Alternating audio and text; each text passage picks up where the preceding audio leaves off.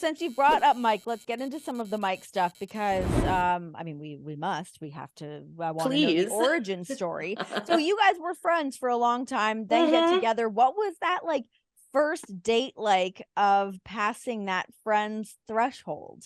So I should, as a little bit of background information on Mike, Speedball Mike Bailey, uh, Mike was actually unable to come to the United States for 5 years. I didn't know that until I started doing research on you, and then it led me to his, and I was like, wait, holy Yeah. shit.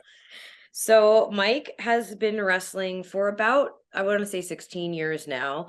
But he's not just Canadian, French Canadian. So Which is like a whole other ball game of yes. like, it's funny, I had that like written down on my notes, like French Canadian, Yes. Laval, Quebec. So like So it just yes. it does it that is a there I don't know how to like say that of like somebody from Quebec, French Canadian. It's a different type of person, man. I love It, it. it's a different world. Yep. French as a first language, learned English later in life, like Yeah. started wrestling in Montreal, started wrestling in Quebec at a time when like now I'm just doing the Mike Bailey fan club, but Hey, at a I time, know how that song and dance goes. Don't worry. well, it was at a time and where like wrestling in Canada in general, but specifically like wrestling in Quebec, like there was no future in that. It was like Right. just you just did it, and it was mostly like a bunch of old guys in a fire hall or whatever, and Sure. there was no avenue to success beyond that, because like it's still there's still aspects of that, as a Canadian, like still aspects of that where like You have you're to just, get to America. You yeah, have you're to get cut to America off. to work. Yes, it's And very true. it's been fortunate that it's gotten a little bit better for some people just through like streaming and YouTube and the internet, but at the time like there was nothing.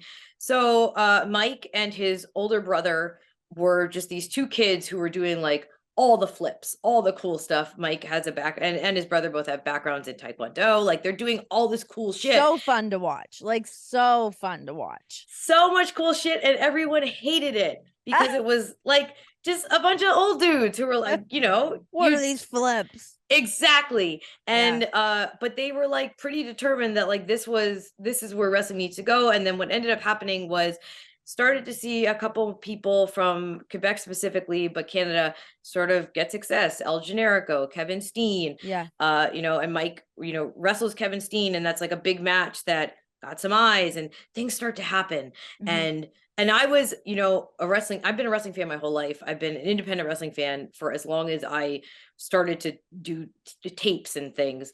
And so I knew who Speedball was, and he started to do PWG, and like that's like, okay, this is fucking happening. Like he's out there, he's wrestling Kenny Omega, like it's gonna be big. Yeah. And again, I wasn't in wrestling yet at this point, so I didn't know him at all personally. I was Okay. just a fan. And what ended up happening was when I started to wrestle and started to be at shows in like the Jersey area, CZW. Yeah. Mike was also doing CZW, so we think that's probably where we met, Okay. but it's unclear.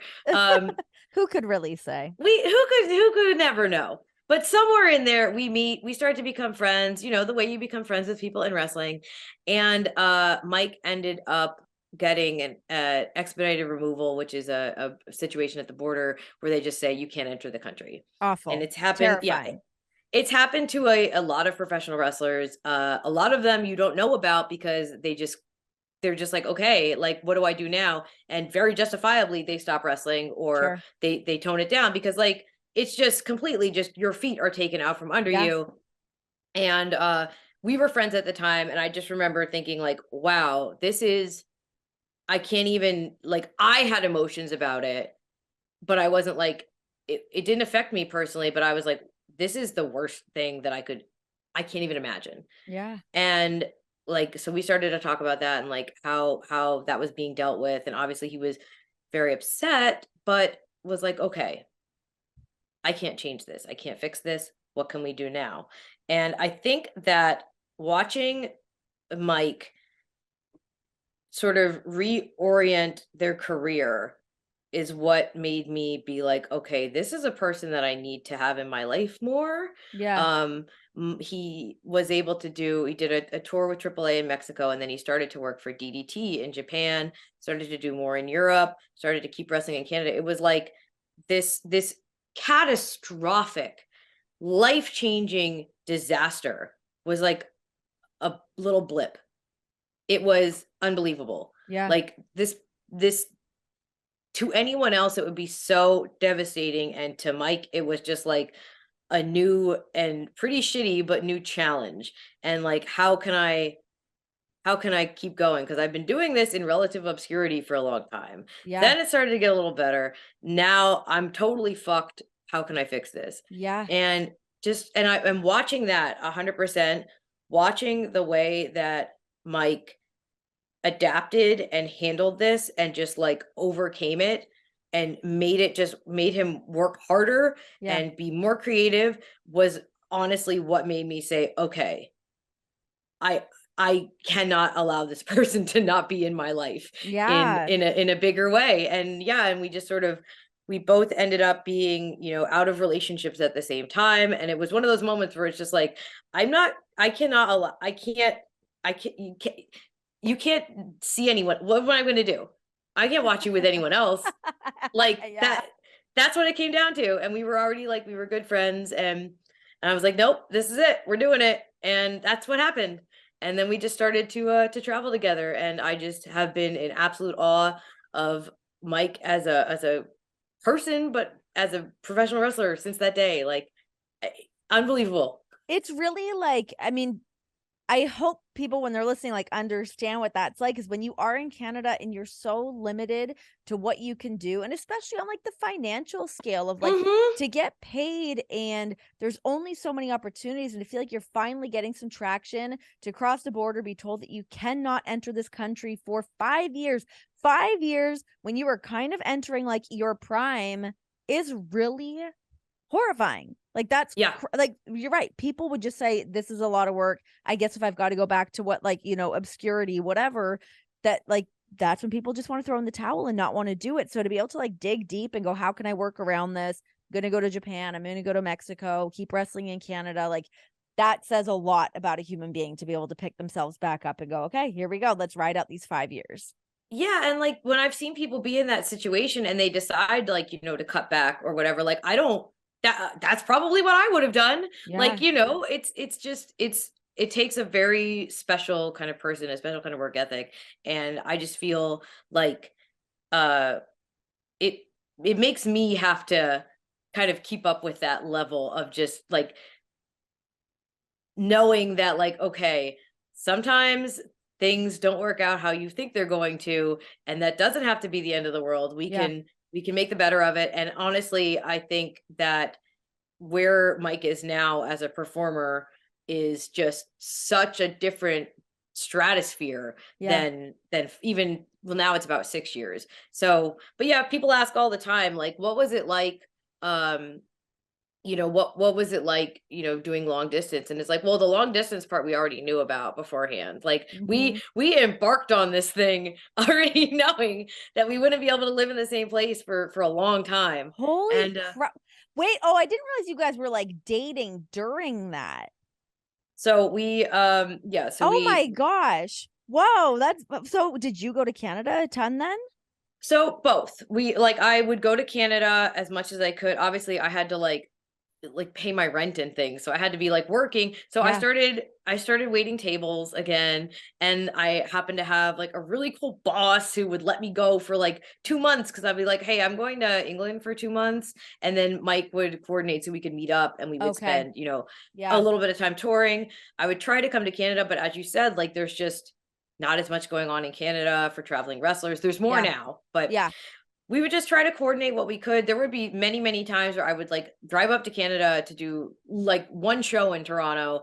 We get to see each other for 2 hours, and then I have to drive back home because I had to be at work. Oh my Like, God, that makes my like heart break. That must have been so hard to like drive away from each other when like not seeing yeah. each other all the time. Oh my And like gosh. no idea how this was going to turn out. Just that like we were like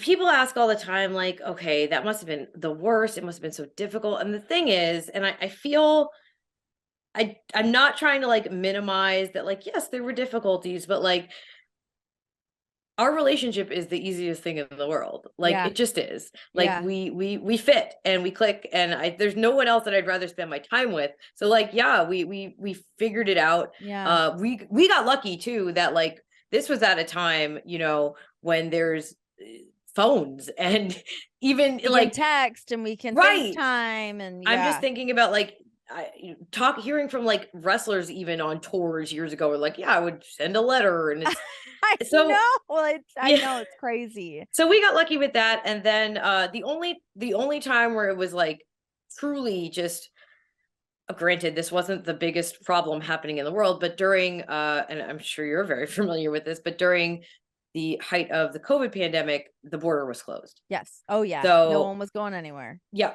so we didn't see each other for 10 months.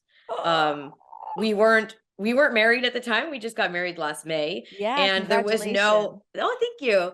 There was no provision for crossing the border Yeah. for a while. Like it was literally like Oh, parental Canada was relationships. not Yeah, fucking around. Canada right. was like running a very tight ship. Yeah, and then when there ended up being an exemption was made for like grandparents and people who had been in a long-term relationship that you could prove. We had to get like an affidavit, we had to get a notarized form. It was a whole thing Oh my for me to gosh. yeah, for me to Wow. get approved to potentially enter. And then there was like the testing requirements, the quarantine, all of that. But yeah, it Yeah. was 10 months without us getting to see each other, and just like green screening each other into our like Twitch streams so we Oh could hang out with people. God. Okay, so you get through those 10 months of not being able to see each other in quarantine and COVID and all that craziness. Was it then that you're like, let's get married? It's time. We've gone through the hurdles. We've been you guys did the dark days. Yeah, it was along the lines of like we knew that this was the direction we were headed, and like I both of us felt the same in terms of like marriage, that it was like give like take it or leave it, like it wasn't Sure. super important to us. But and I'm sure you can relate to this because of the immigration status, and that it became more of a necessity. Yeah. And it as we start to like move through the progress of, did I just see you just got your American passport, by the I way? did. I just did. Thank Congratulations. you. Thanks. I mean, yeah, I'm always so sympathetic to like any kind of visas, green cards, all that stuff, because I know just what a nightmare it can be. It's funny. I remember early on when John and I were dating and I was on an O1 visa and I got all my stuff through WWE. They were really Hmm. great. They got all that stuff for me. They were awesome about it. But the first time I applied for my green card, it got denied. And I was like, what? Didn't happen. And John and I were not married at the time. And he was like, well, I Mm, guess you're going to have to marry me. And he kept making jokes about it, which made me like so sad. I'm like, it's not funny. And then, we got married after that anyways. But I got my green card. We got married after that. And then I was able to become a citizen 3 years after we got married. hmm. So yeah, it's a whole, it's been 10, 11 years now that I've been living in the United States, something like that. It's a long Yeah. process. It's It's a gnarly. very long process, Yeah. and it's a process where you have so little control over what is happening at any time. It's just a Yeah. mystery process. Yep. But yeah, so we were like, okay, getting married isn't going to fix everything, but eventually as we start, a green card process, it's Yeah. probably going to make things easier. Mhm. I have no background. The background that I have in immigration law has literally been through me like trying to do research and like through Mike's ordeal. But Okay. I don't have any background in it because people are always like, well, you should probably know what's going on. It's like, no, I don't know. It's its whole thing. Different It's branches of very, very law. different. I don't know. I don't know.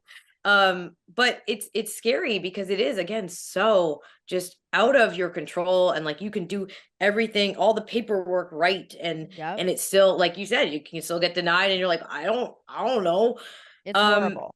yeah. So we decided like, okay, we should get married just in case, also if there's any sort of like issues again with the border, like I'll be able to cross more easily, Yeah. that sort of thing. So yeah, we got engaged uh when I was able to finally cross the border after the 10 months, and then we got married last May.